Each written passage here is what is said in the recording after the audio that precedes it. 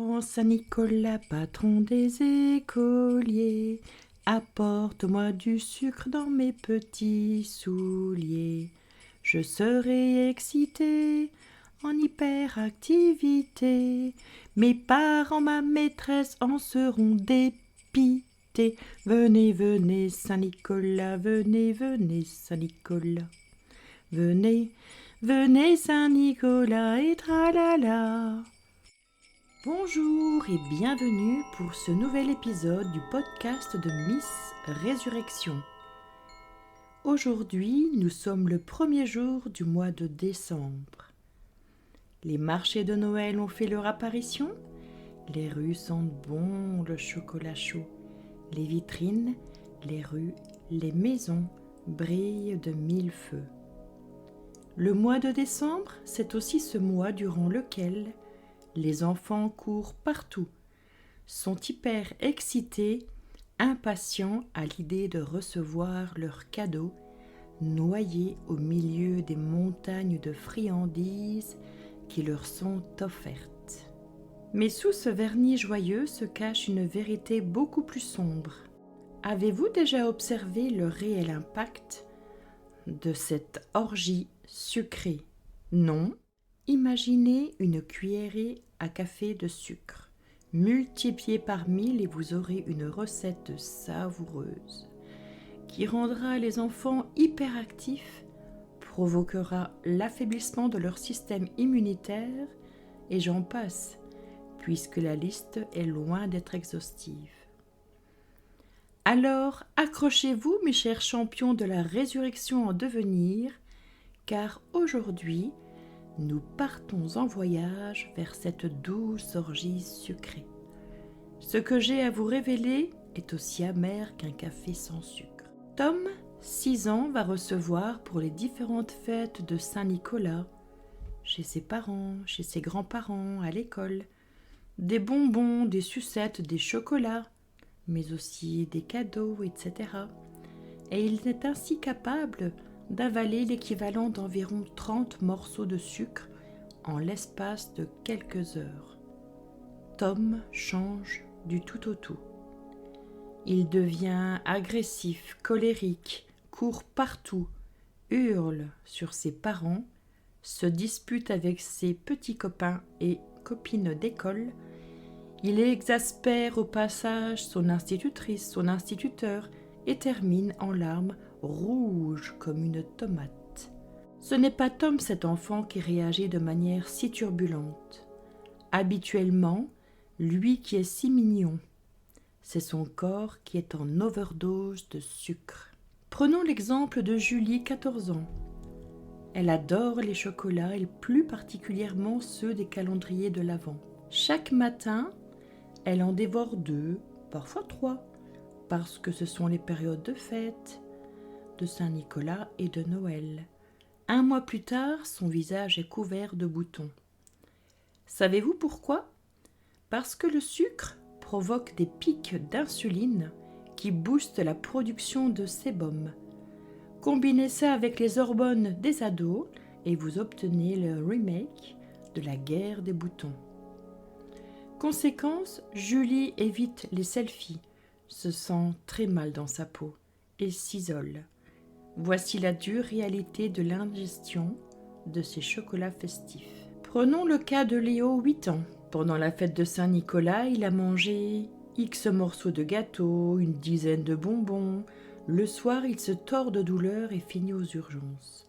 Diagnostic: indigestion aiguë avec un début de pancréatite. À 8 ans, c'est possible, parce que le pancréas n'a pas été conçu pour transformer autant de sucre d'un coup.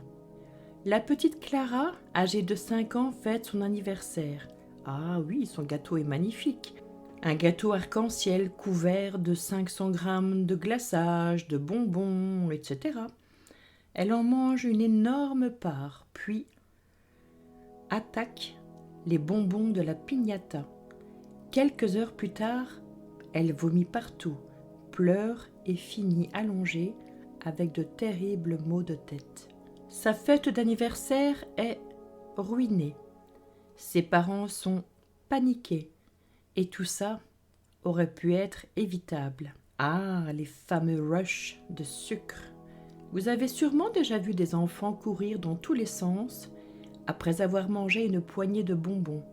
Ce n'est pas juste de l'excitation, c'est une véritable tempête chimique qui s'effectue dans leur cerveau. Comment ça marche? Eh bien, le sucre augmente rapidement le taux de glucose dans le sang et provoque un boost d'énergie temporaire. Mais une fois que cet effet est dissipé, c'est le crash, accompagné d'irritabilité et de fatigue. Comprenez que l'addiction au sucre est tellement insidieuse. Le sucre agit comme une drogue. D'ailleurs, saviez-vous qu'il stimule les mêmes zones du cerveau que la cocaïne? Oui, vous avez bien entendu, une petite barre chocolatée peut vous rendre accro. Il agit comme une bombe à retardement. L'épidémie silencieuse de diabète de type 2 touche de plus en plus de jeunes, et pas que. Le sucre affaiblit le système immunitaire. Il diminue l'efficacité des globules blancs, ces super-héros qui nous protègent des infections. Alors, Saint-Nicolas, c'est beau dans l'imaginaire, mais dans la réalité, il ressemble de plus en plus à un dealer déguisé. Les bonbons qu'il distribue sont de véritables bombes chimiques. Alors, vous me demanderez, mais Miss Résurrection, comment réagir? Je vous dirai, passe à l'action dès maintenant. Lève-toi et marche vers un avenir meilleur, immédiat. Limitez les sucreries dès maintenant. Expliquez aux enfants pourquoi trop de bonbons c'est dangereux. Montrez à vos enfants ce qui arrive quand on en abuse. Une bonne idée, n'est-ce pas? Faites une expérience d'ailleurs. Laissez un bonbon trempé dans du Coca-Cola pendant une nuit et regardez le résultat au matin. Rien de tel pour leur ouvrir les yeux. Changez vos habitudes de fête. Par exemple, proposez des cadeaux qui ne se mangent pas. Pourquoi pas des jeux, des livres? Faites des desserts maison avec moins de sucre. D'ailleurs, en tant que Miss Résurrection, je suis revenue de mes différents allers-retours de l'au-delà avec plein d'astuces et de recettes savoureuses qui sont de surcroît très saines. Mes chers auditeurs, il est temps d'agir, pas demain, pas dans une semaine, mais maintenant. Devenez consomme-acteur. Levez-vous et passez à l'action dès maintenant. Allez dans votre cuisine, ouvrez vos placards et faites un tri radical. Bonbons, chocolats industriels, boissons sucrées, tout ça, dehors. Lève-toi et marche et construis un avenir plus sain pour toi et pour tes enfants. Vous voulez d'autres vérités, d'autres solutions et un brin d'humour pour changer le monde? Alors, je vous invite à passer à l'action encore autrement.